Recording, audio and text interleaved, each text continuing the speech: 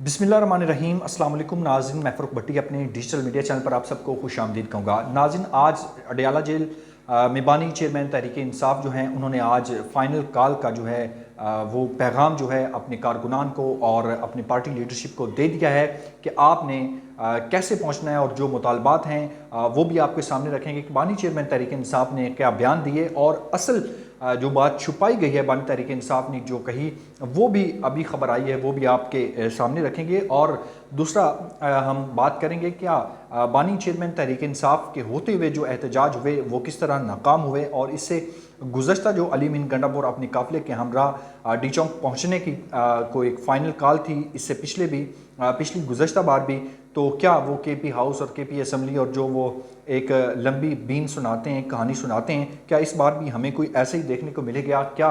या इमरान खान के जो मुतालबात हैं वो बानी तहरीक इंसाफ के जो मुतालबात जो उन्होंने रखे हैं अपने एक्स अकाउंट पर, तो क्या तहरीक इंसाफ की लीडरशिप जो है वो तमाम जो मुतालबात हैं वो पूरे करवा कर जाएगी या नहीं, और इस पर बात करेंगे। और दूसरा, तौहीन अदालत की जो दरख्वास्त है वो पाकिस्तान तहरीक इंसाफ की लीडरशिप है उन्होंने दायर कर दी है अदालत में, जिनको गुज़श्ता रोज़ अडयाला जेल में मिलने नहीं दिया गया। उनमें मैं बताता चलूँ आपको, साहबजादा हामिद रज़ा साहब, असद कैसर साहब, शिवली फराज साहब, पंजाब असम्बली में अपोजिशन लीडर मलक अहमद बुचर साहब, ये लोग थे, इनको ज़दकोब किया गया, हरासा किया गया। इनके साथ जो वाक़या पेश आया वो ज़ाहिर है साहबजादा हामिद रज़ा, उमर अयूब साहब ने बड़ी ख़तरनाक बातें की और ने बताया कि जो अडयाला जेल को एक ISI का कर्नल है जो कंट्रोल कर रहा है। तो अब तीसरे नंबर पर हम इस पर भी बात करेंगे, क्या अली अमीन गंडापुर साहब जो है इस बार अपने जो कारकुनान होंगे उनको इसी तरह सड़क पर छोड़कर भाग जाएंगे KP हाउस और वहाँ से KP असम्बली, और जो वो कहानी सुनाते हैं वो आप देख चुके हैं कि उसमें कितनी सदाकत है। ज़ाहिर है शेर अफजल मरवत साहब भी कह चुके हैं कि अली मीन गंडापुर को यहाँ पर ना बुलाया जाए एहतजाज के लिए, क्योंकि वो एक सूबे के वज़ीर आला हैं, तो उनको अपने सूबे में रहना दिया जाए, जो एहतजाज है वो हमें करने दिया जाए। तो आज इमरान खान साहब सबसे पहले वो बताएंगे कि इमरान खान साहब ने जो एक्स में चीज़ शेयर अपना पैगाम शेयर किया वो क्या है। साबिक वज़ीर-ए-आज़म इमरान खान का अडयाला जेल से पाकिस्तान कौम के नाम अहम पैगाम। मेरे पाकिस्तानियों, मैंने जितना हो सका मुल्क कौम की खातर जो है वो कुर्बानी दी और इंशाअल्लाह खून के आखिरी कतरे तक आपकी हकीकी आज़ादी के लिए मैं लड़ता रहूँगा। लेकिन ये जंग सिर्फ इमरान खान की नहीं, पूरी कौम की है। अगर हम आज इस ज़ुल्म व सितम के ख़िलाफ़ खड़े ना हुए तो हमारी आइंदा नस्लें हमें कभी माफ़ नहीं करेंगी। इंशाल्लाह आज मैं एहतजाज की फ़ाइनल कॉल दे रहा हूँ। 24 नवंबर को आप सब ने इस्लामाबाद पहुँचना है। 26वीं अब इसमें जो हैं वो मुतालबात हैं कि इस एहतजाज के, इस धरने के, इस लॉन्ग मार्च के, अभी तक हमें ये नहीं समझ आ रहा कि ये एहतजाज है, लॉन्ग मार्च है, ये धरना है, ये कितने दिन का होगा और जो है इसको कौन लीड करेगा। इमरान खान साहब ने कहा है कि जो कमेटी मैंने तश्कील दी है उसके नाम इसलिए ज़ाहिर नहीं किए जा रहे ताकि उनको गिरफ़्तार ना किया जाए। और दूसरी जानब खान साहब कहते हैं कि उनसे निगोसिएशन की भी उनको इजाज़त है, हुकूमत से कर सकते हैं, लेकिन अगर आप नाम नहीं निकालेंगे, नाम नहीं देंगे तो हुकूमत किन लोगों से मुज़ाकरात करेगी।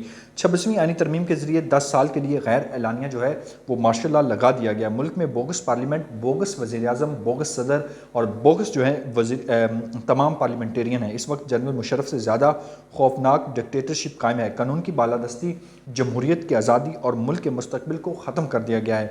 अपने सहूलतकारों की मदद से मैंडेट चोरी करके मुल्क पर काबिज़ माफिया के ज़ेर इंतज़ाम जो जारी फस्तायत के निज़ाम, आइन व कानून और दरिया पर मुसलसल हमलों, हमारे बेगुनाह लोगों को जेल में डालने, जेली हुकूमत को बताना होगा कौम को ये सब नामंजूर है। 24 नवंबर के एहतजाज की क़ियादत तहरीक इंसाफ लीडरशिप करेगी।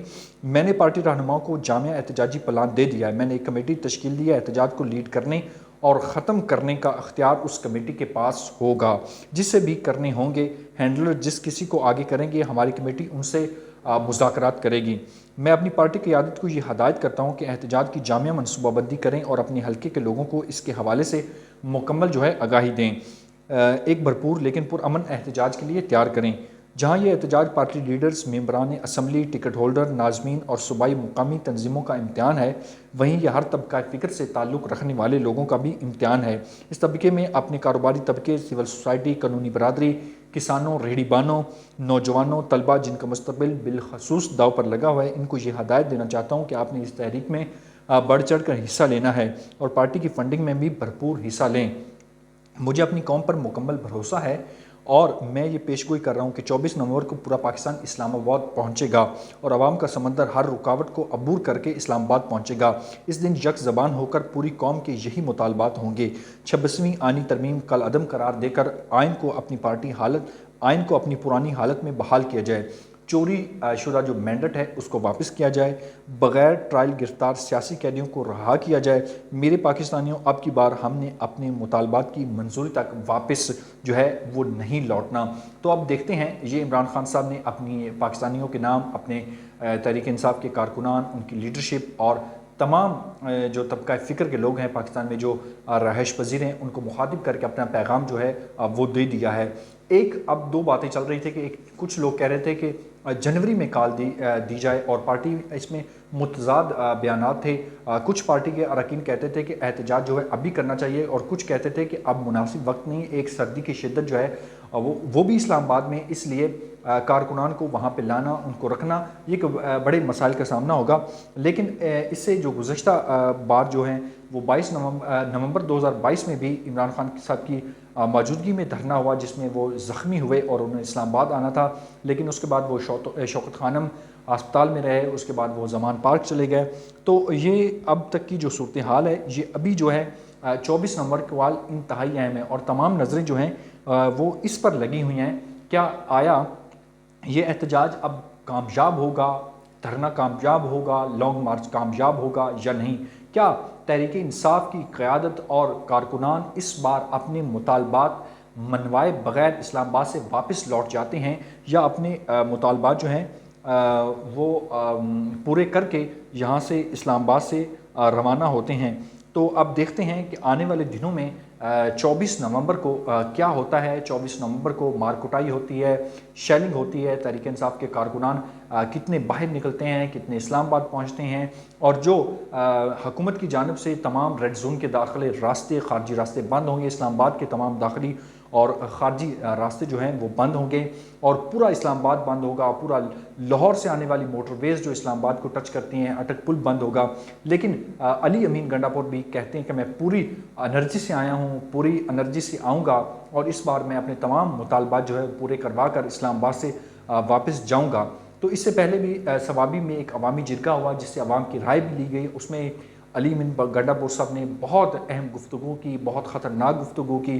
انہوں نے باقاعدہ کہا کہ ہم کفن باندھ کر جو ہے یہاں سے نکلیں گے، اور گھر والوں کو بتا کر جائیں گے اگر ہم واپس نہ آئیں تو ہمارے جنازے پڑھ دیے جائیں۔ تو اس حوالے سے علی امین گنڈاپور صاحب پہلے بہت ساری جو بھڑکے مار چکے ہیں، وہ بھڑکیں جو ہیں وہ فضول گئی ہیں، ان کا کچھ 1% بھی پاکستان تحریک انصاف کے کو فائدہ نہیں ہوا، اور وہ جس طرح اسلام آباد آئے، اور جس طرح چائنا چوک سے کے پی ہاؤس پہنچے، کے پی ہاؤس سے وہ 12-14 ضلع ٹریل 3 سے ٹریل 5 سے ہوتے ہوئے کے پی اسمبلی پہنچ گئے، تو بڑی حیران کن بات ہے۔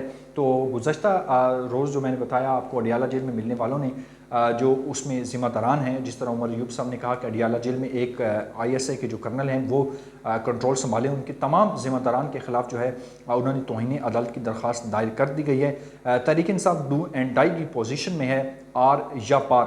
24 نومبر کو حکومت کامیاب ہوتی ہے یا تحریک انصاف اپنے مطالبات منوانے میں کامیاب ہوتی ہے۔